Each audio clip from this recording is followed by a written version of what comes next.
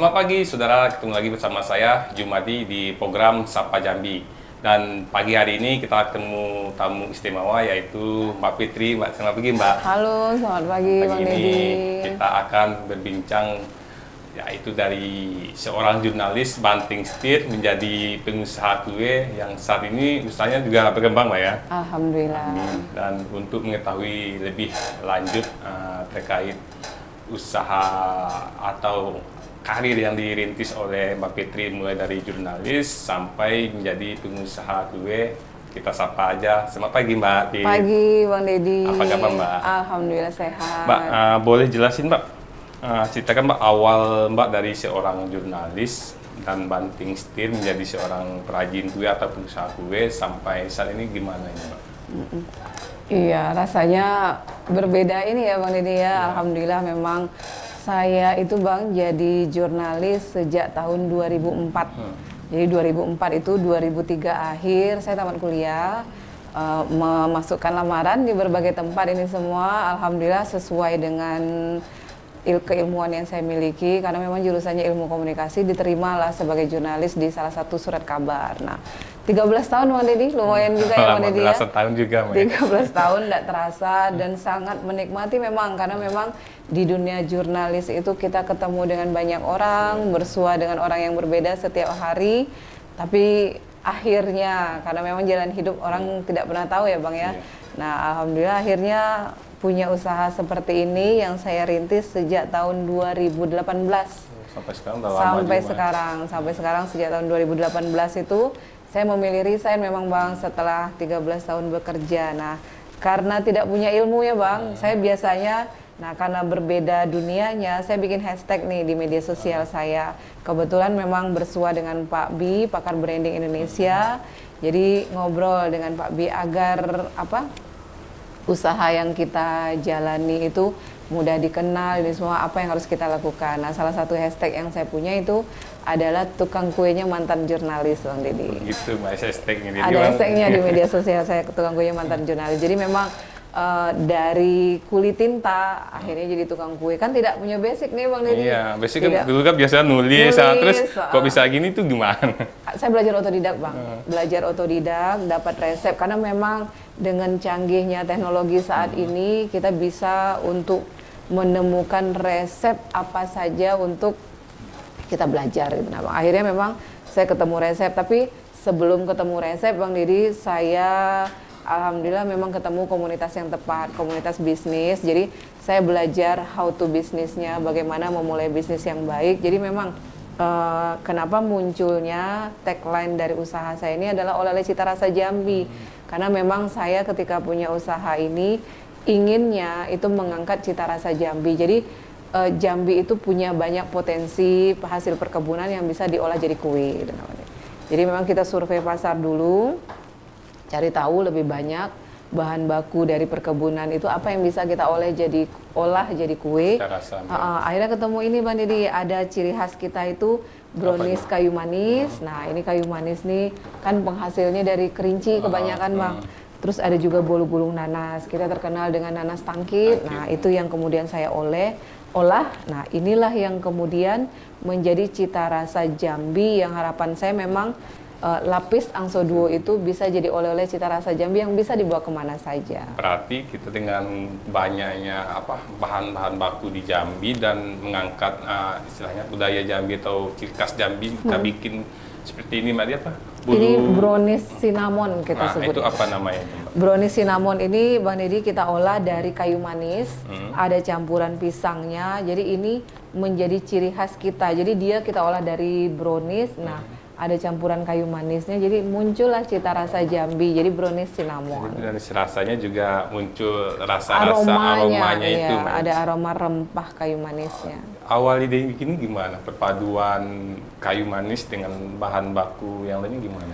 Sebenarnya iya sih, Bang, tetap melihat resep yang ada, memadu-madankan resep, terus kalau seandainya kayu manis itu cocoknya dicampur dengan apa gitu. Nah, Bang, ini juga saya survei dengan teman-teman setelah jadi, saya minta masukan nih dengan teman-teman yang juga calon konsumen lah bahasa kita kan Bang ya. Terus saya tanya rasanya seperti apa, terus campurannya bagaimana lagi kalau seandainya saya tambahkan begini, dari situ saya dapat masukan. Dari situ saya dapat masukan bagaimana kualitas produk yang harus saya munculkan. Gitu. Berarti sebelum kita buat, di riset dulu, survei pasar dulu kita. Pertama survei pasar, kedua riset bahannya juga ya, Pak. Gimana, enak cocok apa enggak di lidah pembeli. Seandainya enggak cocok, mungkin ada tambahan lain lagi berarti, Pak ya. Betul, karena memang kalau kita membuat makanan itu belum tentu disukai orang kan Bang. Terus juga kalau kita suka, konsumen suka enggak gitu. Nah, jadi makanya memang kita harus survei pasar. Balance ya Mbak ya. Balance jadinya. Terus Mbak, yang kedua yang melatar belakang ini kita berpindah dari jurnalis itu apa? Sebenarnya kalau melatar belakangi Bang, saya menikmati dunia kerja saya karena memang bersua dengan banyak orang, terus kita kemana-mana jalan-jalan kan, kita kerja setiap hari, terus wawancara dengan berbagai orang juga, tapi secara waktu, secara manajemen waktu, mungkin melatar belakanginya dari keluarga ya Bang ya. Saya punya anak berkebutuhan khusus, nah saya merasa harus punya waktu yang lebih banyak untuk anak saya gitu. Nah, terus juga yang terutama sekali dia ini penyuka kue, Bang. Hobi kue. Hobi kue khususnya donat waktu itu. Jadi saya setiap hari ketika mengantar dia ke sekolah itu makan kue atau minta dibelikan donat itu setiap hari. Rutin. Awalnya memang secara ininya saya bikin donat dulu. Belajar bikin kue, donat ini semua, terus tapi kan donat sudah banyak ya secara pangsa pasar, tapi salah satu dari varian produk kita atau ini kita juga ada donat gitu, tapi by order. Nah, munculnya ini gitu. Jadi dari muncul awal ide itu muncul gitu, wah harus bikin sendiri Mbak ya. Harus bikin sendiri. Ya untuk anak-anak ini biasanya setiap hari itu nikmatin masakan kita juga. Betul. Mbak ya. Terus juga dari bahan baku kan lebih aman Bang kalau kita yang bikin gitu. Istilahnya higienis sama kualitasnya betul, tahu. Secara bahan bakunya aman, terus hygiene-nya juga aman gitu. Mbak, dari awal Mbak memulai usaha pembuat kue ini, itu jenis kue apa yang awal kita buat? Misalnya mulai diproduksi sampai saat ini. Brownies kayu manis yang pertama. Oh, yang ini Pak ya? Yang untuk dijual pasaran ya Bang. Iya. Itu yang awal ya? Dijual pasaran yang pertama kali itu brownies kayu manis. Dari brownies kayu manis, terus muncullah bolu gulung nanas, muncul bolen, dan variasi produk yang lainnya. Berarti itu berkembang terus alhamdulillah. Seiring waktu dan seiring permintaan juga berkembang. Betul. Alhamdulillah udah ada 30 Bang, ada 30 item produk yang dimiliki ya? Dan itu sudah sertifikasi halal semua, tapi tidak semua kita produksi, sistemnya ada yang by order.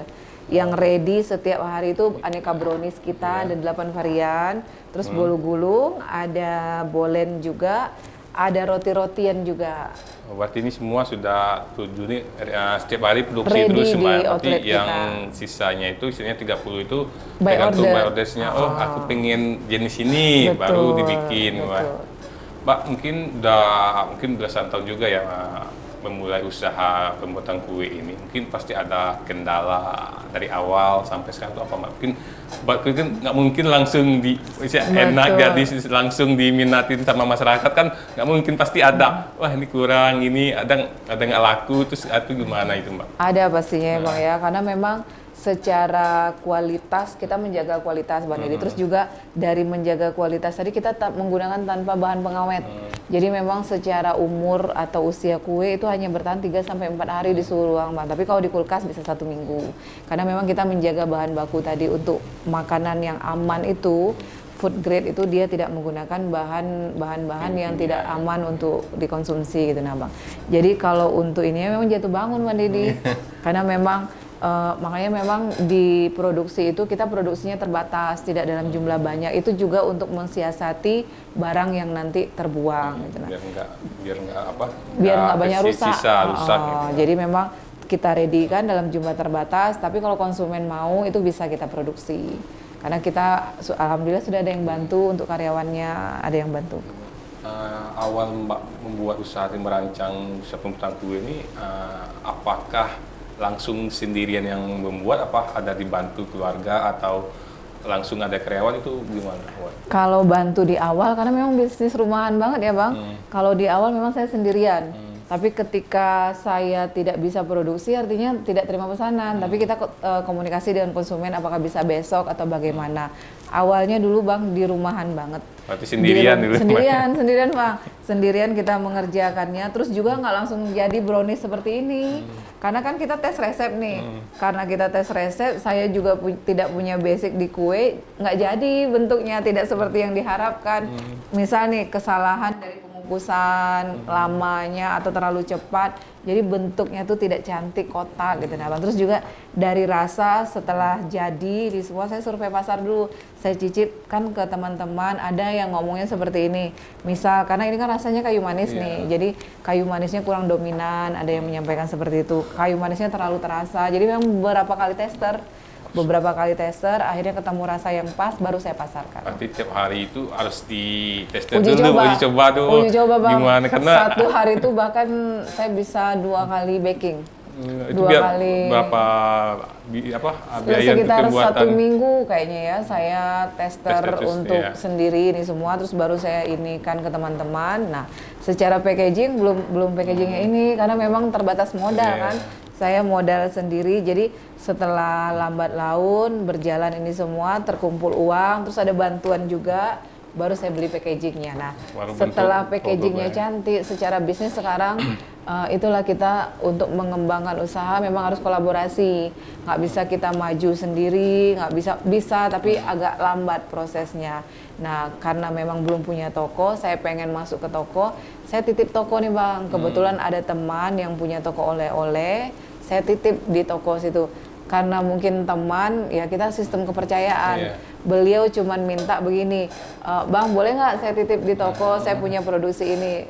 Tidak tanya harga, tidak tanya bagaimana bentuknya seperti apa.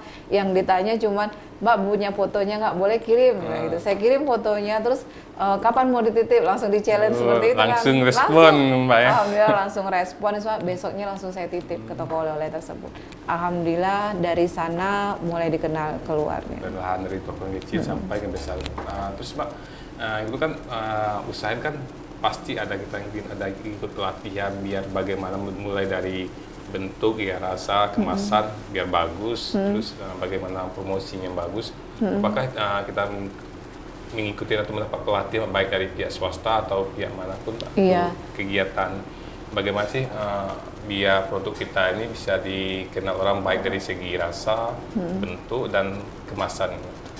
Saya juga mungkin harus berbagi cerita nih dengan teman-teman UMKM. Jadi kalau versi saya, Lapis Angso Duo itu bisa dikenal Bang, memang harus kita kolaborasi. Kolaborasi ini artinya saya cari stakeholder terkait langsung, misalnya nih pemerintah. Nah, di pemerintah itu kan terkait dengan legalitas. Jadi waktu itu karena memang sudah masuk ke toko-toko, tapi kita belum halal. Nah, di pihak kecamatan karena memang sudah tahu, jadi saya sowan juga dengan pihak kecamatan, saya sampaikan bahwa punya produk ini. Nah, dari situ saya diikutkan lomba Bang. Diikutkan lomba, akhirnya presentasi mengenai produk ini. Waktu itu lombanya packaging. Sebenarnya secara packaging dia hanya biasa, tapi memang packaging saya food grade gitu. Ada kertasnya, dia pakai kertas yang food grade. Jadi saya ikut lomba dari pemerintah kota, dapatlah juara 2 terbaik. Saya komunikasi, ternyata jurinya dari Disperindak. Dari situ Ibu Ana waktu itu yang jadi jurinya kan, beliau tanya apa yang belum legalitas Fitri yang belum ada. Saya waktu itu belum punya PIRT, belum punya halal. Nah, dari situ beliau fasilitasi. Ternyata dari pemerintah itu ada program-program yang bisa kita ikut, itu gratis. Difasilitasi oleh pemerintah, betul. Kita isinya pengen mengetahui kualitas atau bentuk packaging dan promosi juga dibantu betul Bang, sangat sampai membantu saat ini sekali. Mbak ya. Sampai saat ini saya masih komunikasi.